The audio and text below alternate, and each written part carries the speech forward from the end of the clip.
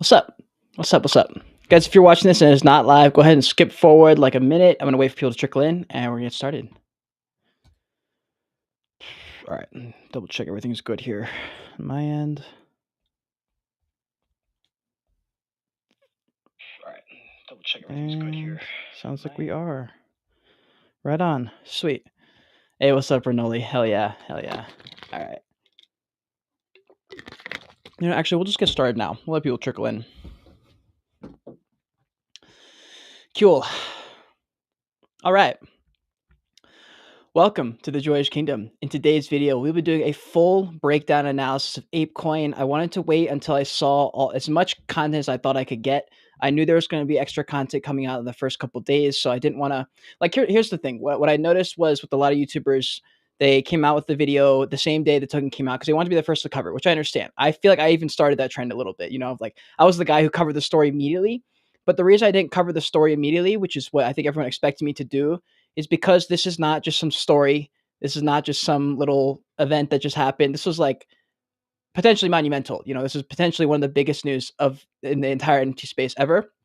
And I felt like it deserved a little bit more, more quality. And so I wanted to break down the thing. I knew there was going to be some kind of Twitter space or video or some kind of thing where the founders got into it and started talking about it, or the board members and stuff. So I'm going to bring you guys. So the way I'm going to do this is I'm going to go over my analysis of the Twitter space that they had, give my thoughts and concerns about how they did the launch. I'm going to go through the team, and then we're going to break down the actual tokenomics, the economics, and the stuff behind the coin, actually. And so we're going to get into it, man. If you're excited about it, smash a like in this video. It helps me out so much. If you're in the chat right now, smash a like, subscribe to the channel, join the kingdom. We're going toward 10,000 subscribers. Help me get there. If you're not already following me on Twitter, in my Discord, all the links are down below in the description.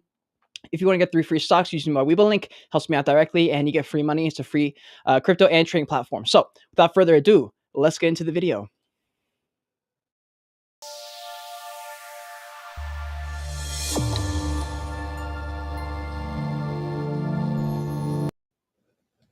Hell yeah. I hope you guys also like look at the setup, bro. I'm not streaming on my webcam anymore. Let's fucking go. Shout out NFT Nate for telling me how to do it. Cool. Okay, so we're going to break down some of the notes I had as far as they had a Twitter space. I don't know if you guys know, but they had a Twitter space like 2 days ago, I think it was, and I listened to it twice. I've actually spent the last 3 days soaking up literally everything about this ApeCoin because I wanted to be covering it in a good way. I didn't want to just kind of gloss over it. This is a really important topic. Now, as far as the Twitter spaces, they didn't answer a whole lot. I wasn't that impressed with the twists. I wasn't impressed with some of the people on the team as much as far as what they said. There were a couple of people that I was really impressed in with the things they said, but it was just the first Twitter spaces. But I think going forward, you don't need 6 people on at the same time, all answering the same question. Just have one question, and everyone can just answer their own specific question. You don't have to ask and have everyone basically say the same thing over and over again. I know Alexis had said something, and again, this is for the Twitter spaces. I'm going to do this first. Alexis, the CEO, the former CEO, the founder of Reddit, came on. He was a super smart dude, but he was also talking about how the Bored Ape Yacht Club culture felt a lot like the Reddit when it first started, and the Reddit culture, and how they kind of built themselves up from the ground up. And I think it's way different. In my opinion, I think it's completely different. This is backed up by money, purely by money. If Bored Ape Yacht Club wins, everyone gets rich.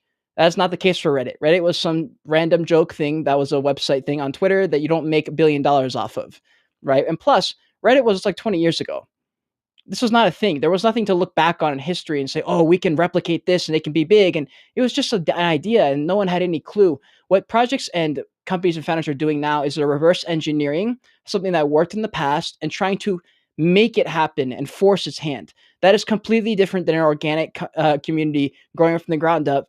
I know a lot of people in the Bored Ape Yacht Club community. It's not like something was crazy different. Who knows why it just became the next phenomenon? But for him to say that Reddit and Bored Ape Yacht Club is the same kind of culture, I thought that was kind of ludicrous, to be honest. But whatever, maybe that was just his thinking there, and he was just getting excited. But the thing is, it's built all on money, right? Like if they do well, everyone gets rich. So it's not the same, in my opinion. Also, one thing, this is something that I'm going to assume that most people don't know, or at least if they knew, they weren't really taking into accountability. ApeCoin is not Bored Ape Yacht Club. I know you're probably like, of course, but Yuga Labs and Bored Ape Yacht Club is not tied to ApeCoin. They're separate. They're entirely separate. There's a reason that Yuga Labs and Bored Ape Yacht Club was not associated on that ApeCoin Twitter Spaces, right? The board made it very clear. They're like, look, we are not Bored Ape Yacht Club, right? And that's something important to think about because ApeCoin is a community-run DAO. They're not Yuga Labs. And so they can more or less do their own thing. You know, they can kind of go in separate directions. If something goes wrong, Bored Ape Yacht Club can start another thing, right? But Yuga Labs is separate from ApeCoin. ApeCoin is its own entity with its own founders and business people and board and all that stuff. It's just a token that Bored Ape Yacht Club is going to use is the ApeCoin. So that was just something I wanted you guys to know about. And then how are these council members chosen? They were the biggest contributors.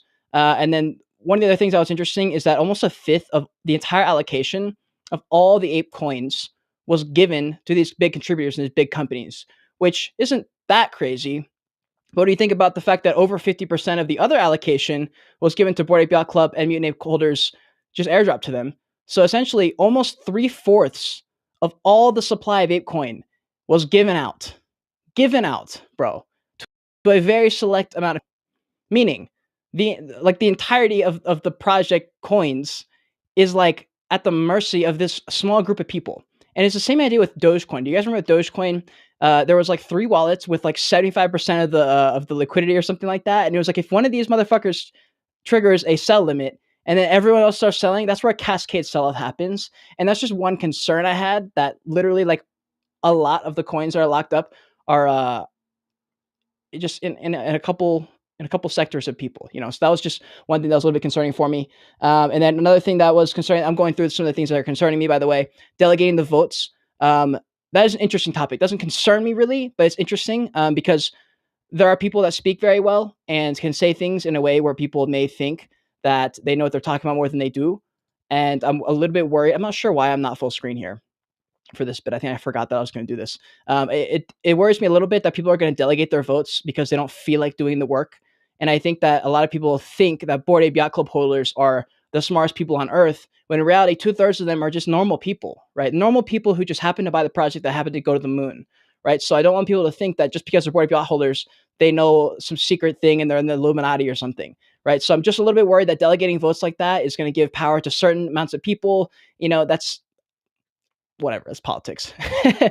And then this isn't really a concern, but this is a very interesting take with the staking.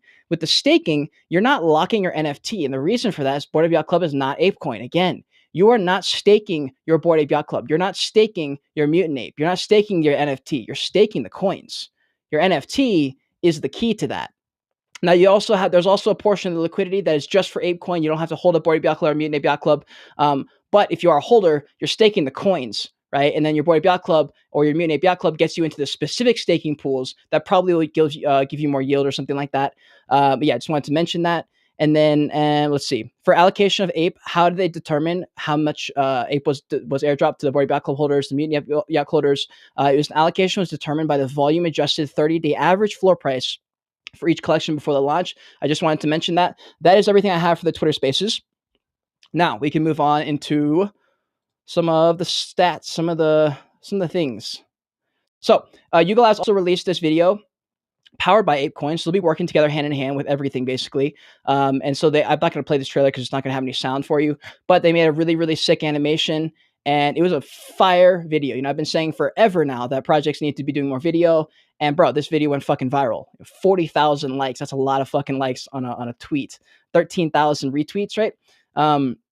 This is epic, guys. This hyped up the Bored Ape Yacht Club community like nothing else we've ever seen before. This is why I've been saying for like 6 months now, video is the most important thing ever. But I don't want to make this all about Bored Ape Yacht Club. This is the ApeCoin token, right? So this is another thing that concerned me a little bit. When they launched, they had essentially the entire crypto exchange community, like Coinbase, Voyager, Binance, everybody was in on this, right? Everyone knew it was happening. It was a coordinated effort. SushiSwap, everyone was ready. They all tweeted at the exact same time. Everyone, ApeCoin is listed. Now, this is dope because it shows support, but it also scares me because this is a coordinated, well, I thought it was going to be a coordinated pump and dump.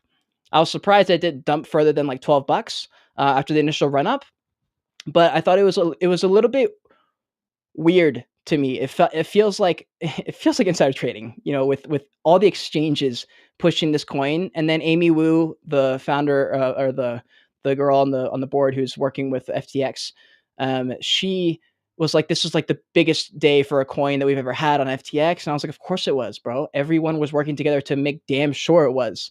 So I think people saying like ApeCoin was the number one traded coin of the day. It's like, of course it was. Every single motherfucker on earth who could gain something out of it was talking about it. Like, of course it was. I'm not saying that's good or bad. I'm just saying that it's not cheating because they, I don't know. There's a narrative out there that it was like ApeCoin is the best because everyone cares. It's like, no. Coinbase tweeted it because they make a lot of fucking money if people are trading using their platform. Everyone makes money. And so that's like the main gist here is the Bored Ape community is essentially now running on the fact that everyone can get major rich off of it, right? And so it's a coordinated effort. Everyone tweeted at it was live at the same exact time.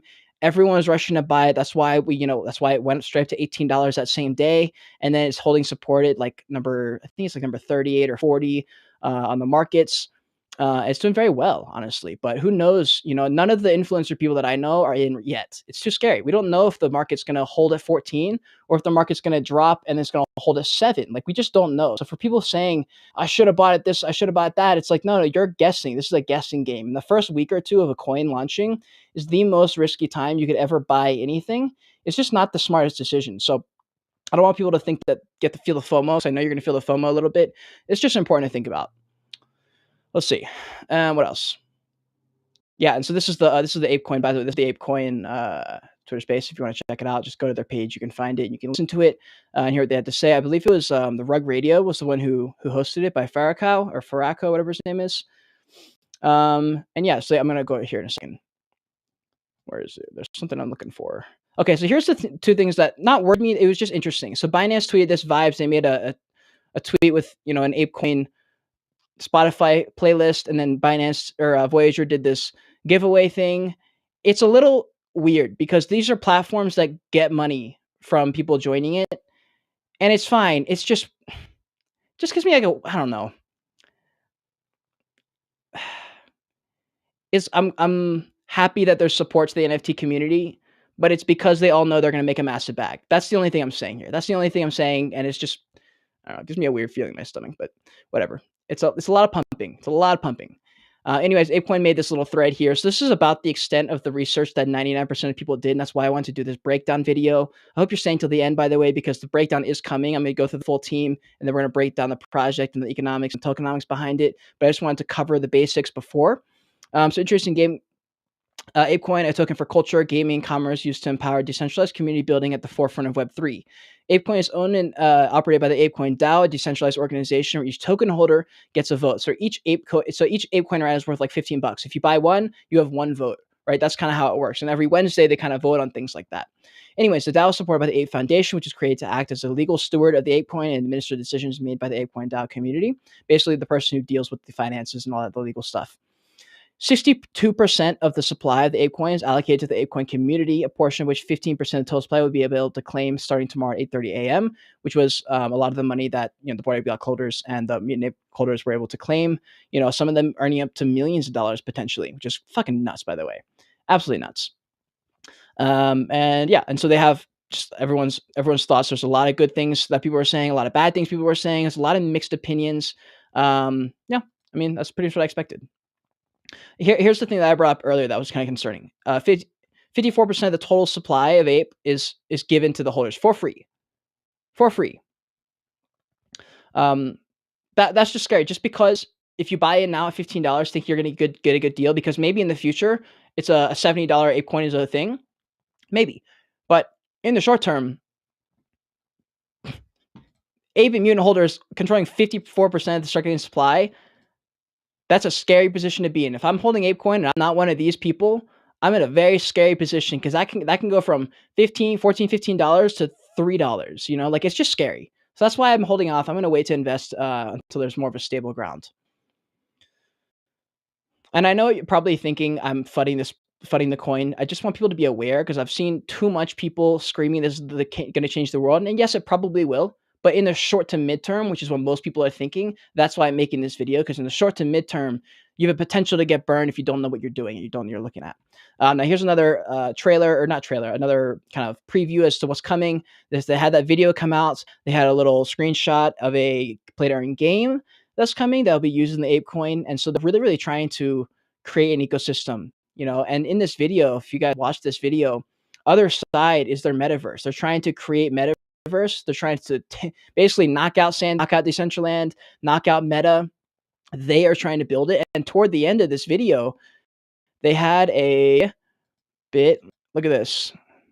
I'm sure most of you have seen this, but they had a little clip where tunes or I don't even like to talk about all of them, but yeah. So they're trying to be the metaverse. That's gonna be, if that happens, this ApeCoin will absolutely go to the moon, and I think it probably will go to the moon. To be honest, in the long term. Anyways, ApeCoin drops tomorrow. Could it be a top 10 cryptocurrency on day one? Here's the math. No, the answer is no. But he did have a decent breakdown here. As far as execution, flawless execution, yes. It's just this is just such good old boy network stuff. Like if you've paid attention to politics, and this is good old boy network. Everyone knows they're gonna make money. It's a coordinated effort because everyone benefits. But it's the narrative that people say flawless execution because we all believe in the Bored Ape Yacht Club brand. No, dude, it's because everyone knows they're gonna make money and everybody benefits if they do it. It's a easy dub for everybody. But yeah, so yeah, that's pretty much it. So let's see. I don't think there's anything else in here I really want to talk about before we get into it. Let's see. No, I think everything else we'll get to. Yeah, I think we got everything there. Now, as far as the staking, this is just a very simple way of doing it.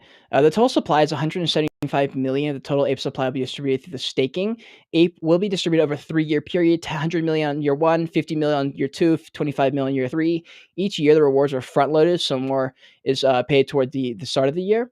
And that's just to, start off the year in a big bang and all that stuff. So whatever, it's narrative stuff. Anyway, staking pools, independent staking pools for the Ape token for people who don't hold Bored Ape Yacht Club, Mutant Ape Yacht Club, or the Bored Ape Kennel Club. And they also have ones specifically if you hold them. And as I said earlier, that your NFT will be the access key to get into these specific pools that I'm sure will give you more. And yeah, there's more incentive to earn ape, I'm sure. And then the Bored Ape Kennel Club didn't get any airdrop to them, but if you had one, if you had it paired with a Bored Ape or a Mutant Ape, you did get some.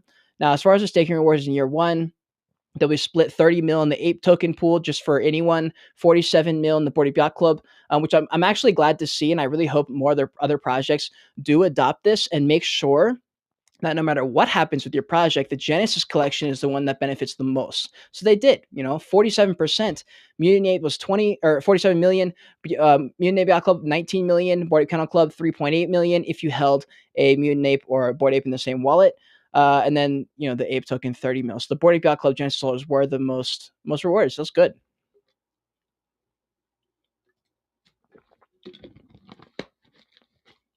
Now, another thing I saw being thrown around was that people were saying, look how great the team is. We got Nicole Muniz, CEO of Yuga. Fuck me. Wrong one. Wait, where did it go? No, that wasn't it. I thought that was the part I was going to highlight. It must be up.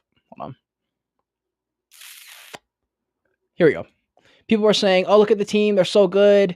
We have, the co-founder of Reddit, general partner of 776, Amy Wu, head of ventures and gaming at FTX, principal of Sound Ventures, co-founder of Animoca Brands, president and council member of Horizon Labs. Let me ask you a question. Anyone watching this video right now, have you ever heard of anything here other than FTX and Reddit?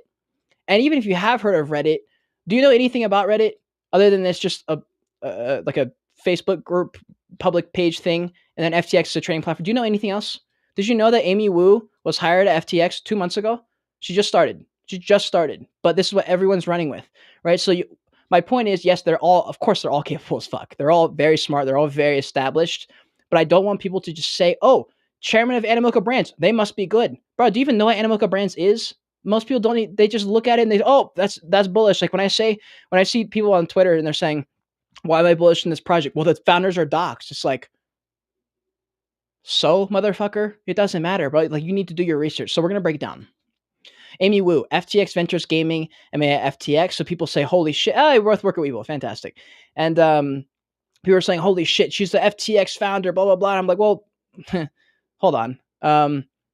She was an investor using FTX is what I know, and I'm not exactly sure, But what I know is she started this position, which is what everyone's raving about at FTX. She's in charge of the game. She's in charge, but she just started this 3 months ago.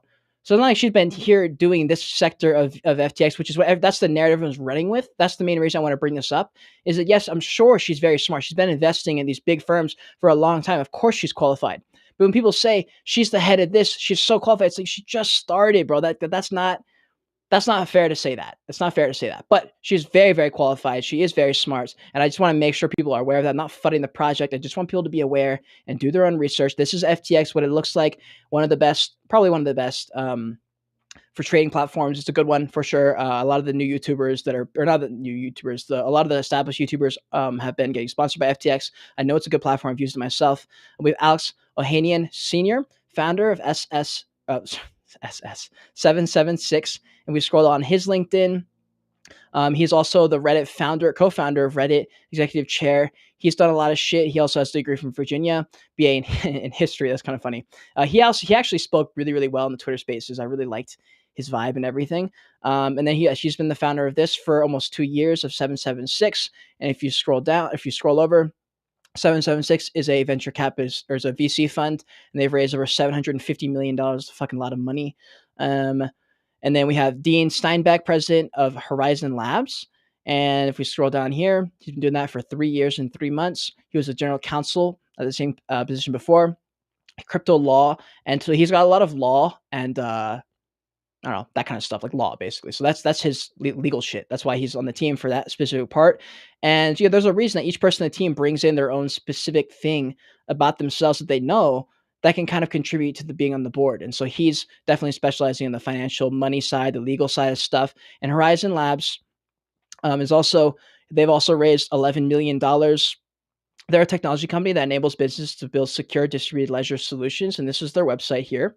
Why they're different is the most efficient, cost-effective way to deploy a programmable blockchain with privacy options, powered by the most secure and decentralized ecosystem. And again, I just want to say the reason I keep bringing these up, and the reason I want you guys to know what this is because I don't want you to invest your money into a coin and literally not know who the people running it do and what they do, if it's even good and if it qualifies. There's a lot, like, the problem with this industry and the problem with our generation, the young people, is we love fucking headlines. We love headlines, bro. We say, oh, he's the CEO, baller.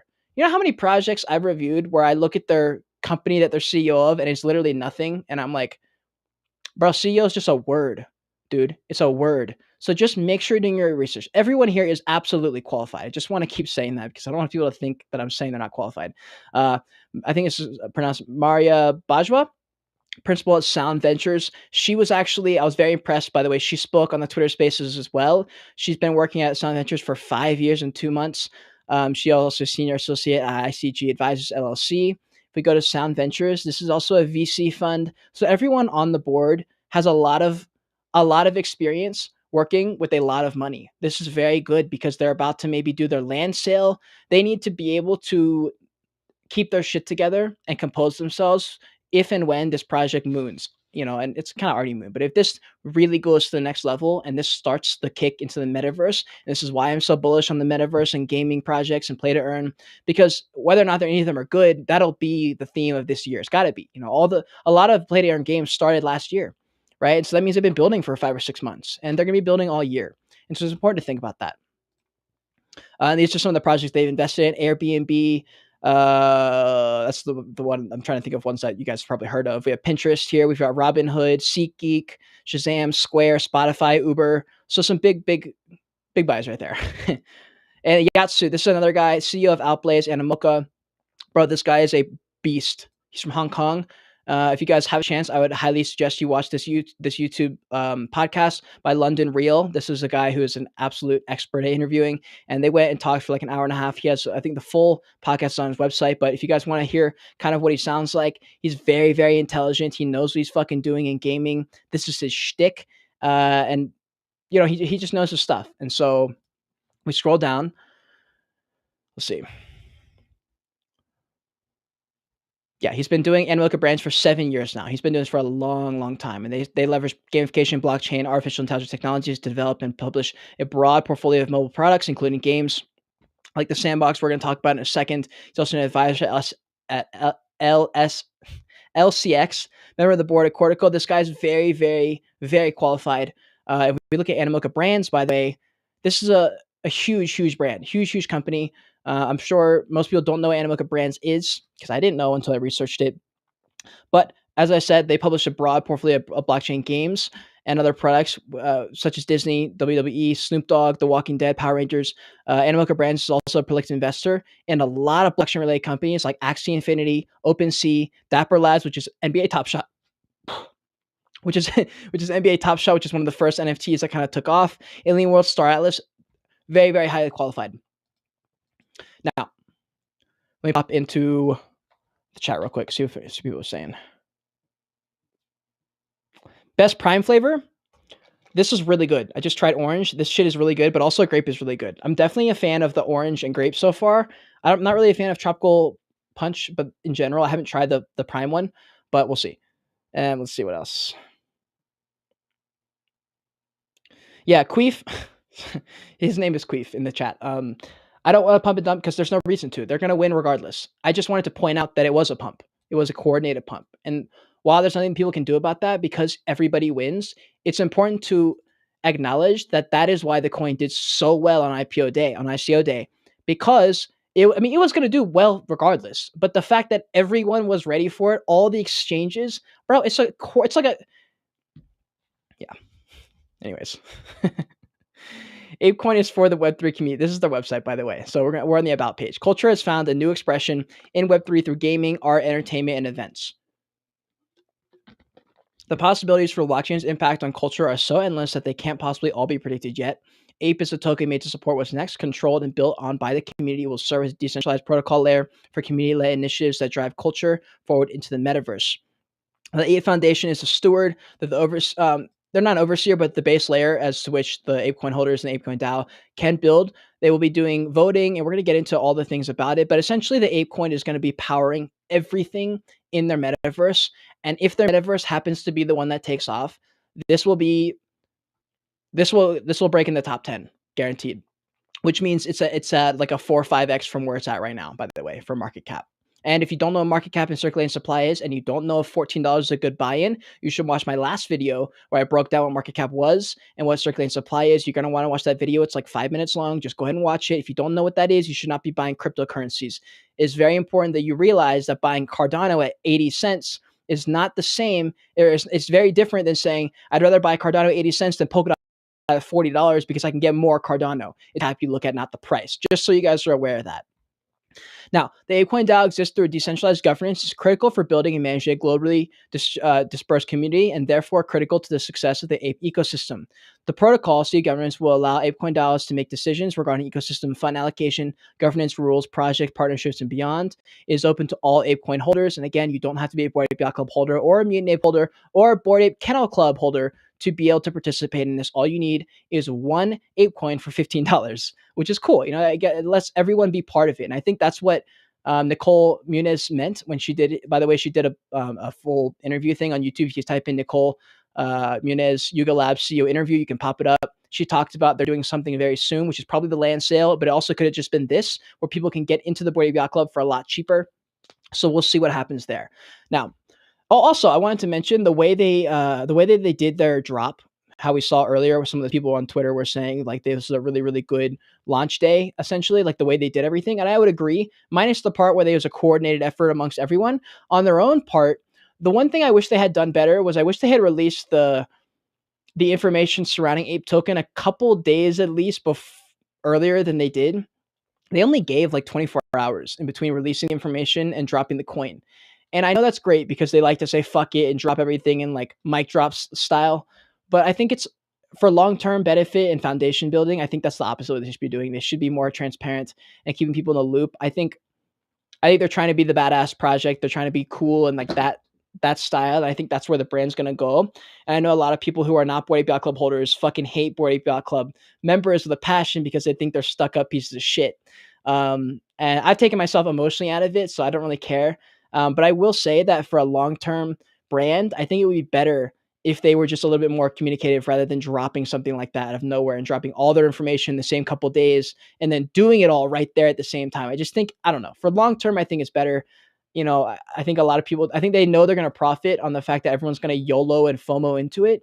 And I just don't think that's smart. I don't think that's really fair to newbies, especially because they're going to see ApeCoin and say, oh, Bored Ape Yacht Club, it's at 100 million or 100 ETH floor price. I better buy ApeCoin right now at $17. And they're buying the top because they don't know any better. And so that's why I want to do this video where I'm doing a full analysis of the whole ecosystem, basically. So the board is who we just talked about, these guys and girls. Very, very qualified. Now, the ApeCoin protocol, it's a governance token. That's what everything's going to be run on this token. It'll give you access to things that aren't available otherwise, like exclusive games, merch, events, and services, which would be good because they can get a lot of people into the ApeCoin or into the Bored Ape Yacht Club / ApeCoin ecosystem. And even though ApeCoin and Bored Ape Yacht Club and Yuga Labs are separate, their ApeCoin logo is still very, very, very similar to Bored Ape Yacht Club because they want people to get the same. They want them to be under the same umbrella, but separate, if that makes sense. And that's because they want to build the brand and make it bigger, but they want to make sure there's separation between Bored Ape Yacht Club and the ApeCoin token because they're ran by different people. Let's see. For the allocation, I think we have it here. Yeah, 62% goes into the ecosystem fund, Bored Ape Yacht Club, NFT holders, and treasury resources. 150 million tokens to the Bored Ape Yacht Club, Mutant Ape Yacht Club. That's a lot of money. Then 470 million tokens to DAO treasury and resources. 16% to Yuga Labs and charity. That's pretty cool. I like that they're doing charity at least because they're going to make a lot of money. 14% was a lot of money, I think, for launch contributors. That's a lot of fucking money to give away for free right there. And then Bored Ape Yacht Club founders, 8%. Whew.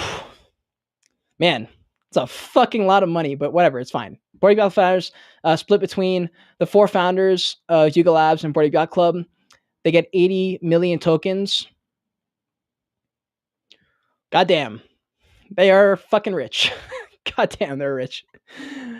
Okay, and I think we went over all this. Yeah, so each Bored Ape Yacht Club holder got 10,000 tokens per Bored Ape Yacht Club. Mutant Apes got 2,000 per Mutant Ape. Bored Ape plus Kennel Club got 10,900. Mutant Ape got 2,800 instead of these allocations. If you had a Kennel Club, you got just a little bit more, basically. Let's see. I think we went over all that. And I think we went over all this too. Yeah, and then what role is Yuga play? Since Yuga Labs is separate, they're going to be a contributor to the Ape ecosystem, will assist in the creation of products and experiences for the ecosystem as a whole. So they'll be working hand in hand. So yeah, that's really important to remember. Then we went over this. Yep, cool. All right, let's move on to the actual tokenomics and what the token is mainly being used for that people have been talking about recently.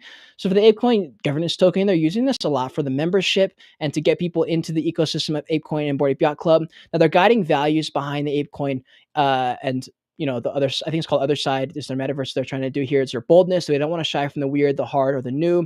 Equality, the one ape equals one ape for their coin, by the way. Transparency, processes, and decisions are shared openly with the community. Collective responsibility, we leave everything better than we found it.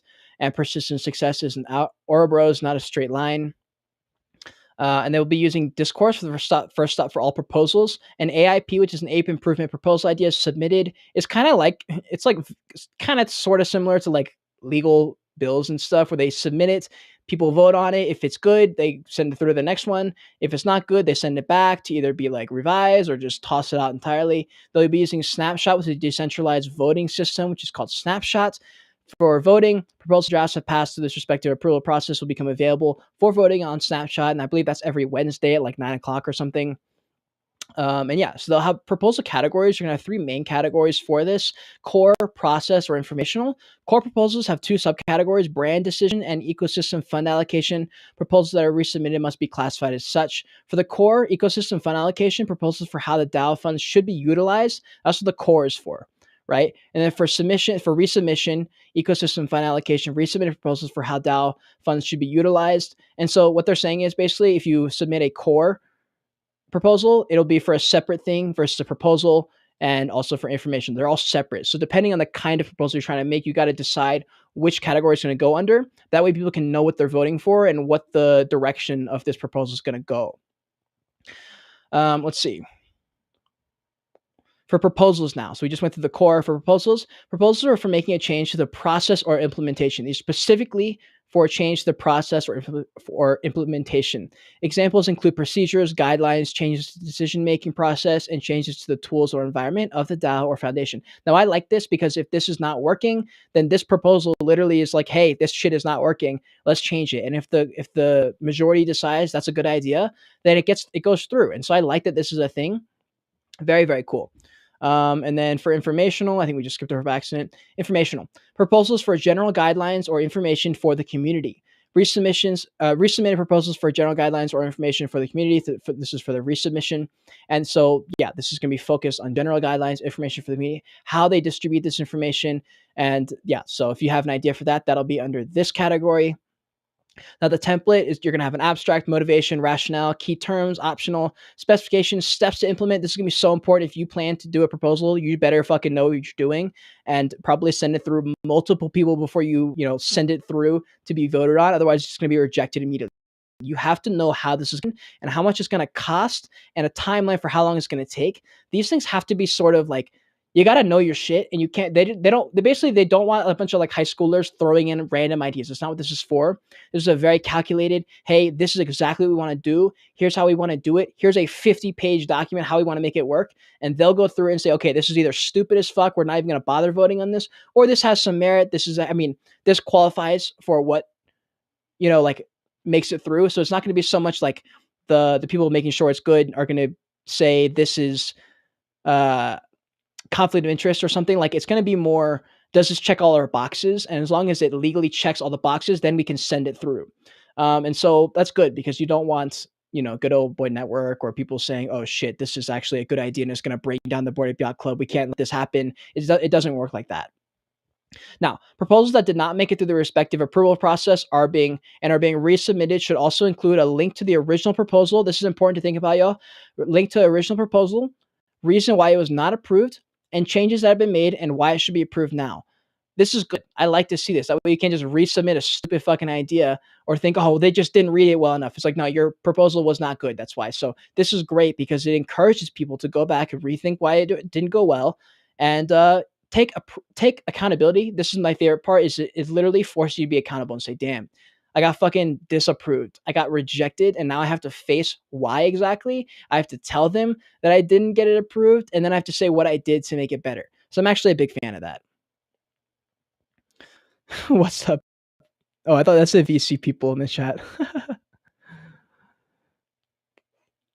Yeah, Queef. The Twitter Spaces was a little bit painful, dude. It just didn't need to be that many. It didn't have to be everyone answering the same question. That was my main bit that I was trying to get at here. So yeah, the AIP idea is submitted, posted in discourse, and must receive moderated confirmation that is complied through DAO approved guidelines before it appears to the community. Again, this is what I said. They just need to make sure it like qualifies to be sent through. And then they'll have a 7-day feedback window, and the moderator closes the discourse topic. A moderator will then send the author the proposal template and the next step for submission and voting. They may also suggest a proposal category if not already specified in the discourse. After they do all this shit and they confirm it, then they can send it in for an analysis report, and that's reviewed by a project management team engaged by the AIP Foundation, which will provide an AIP analyst analysis report to ensure costs, steps to implement, legal consideration, third-party review requirements, and all these things actually make sense and have been identified. And so, yeah. Then the moderation is reviewed by a team of the moderators and either approved or not approved based on whether or not it adheres to the DAO approved guidelines. If approved, it goes to the pending process, moves on to phase 5. If it's not, if it is eligible for a resubmission, not approved, is eligible for resubmission except in case of violation of the law or reasonable suspicion of fraud or misleading information. Okay. And if they're pending and they've passed AIP moderation, they're tagged as straight to vote, which means literally go straight to vote, or they need administrative review before they get passed on. And then they can vote. And the administrative review, they just got to make sure everything's good here. And the reasons for being sent to return for clarification, if they go through this and say, hold on a second, this isn't quite ready to be voted on yet, that means there's something wrong or something not quite clear on the cost to implement it, or it's going to cost more than 5% of the DAO treasury, or it conflicts with another proposal. That's very interesting if it conflicts with another proposal. Because what if the other one sucks or something, or it's not going to work, and you're like, fuck you, like this is going to work better, whatever.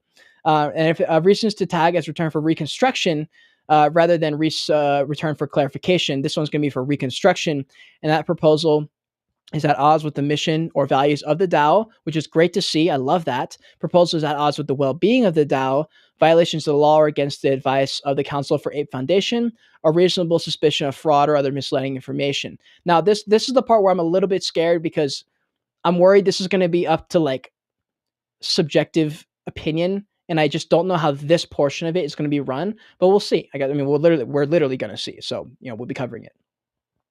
And then it goes through all the voting, and if it goes through everything, then yeah, that's pretty much it. And if it goes through implementation, they begin the process, and they'll literally follow the steps that were laid out. And if it made it through all that, like that means they're like, okay, this could work. Let's try this. Proposal conflicts. If a suggested proposal directly conflicts with another proposal that is currently up for vote, the second proposal should not go up for voting until a decision is made about the first proposal to avoid approval of the opposing requirements. That makes sense.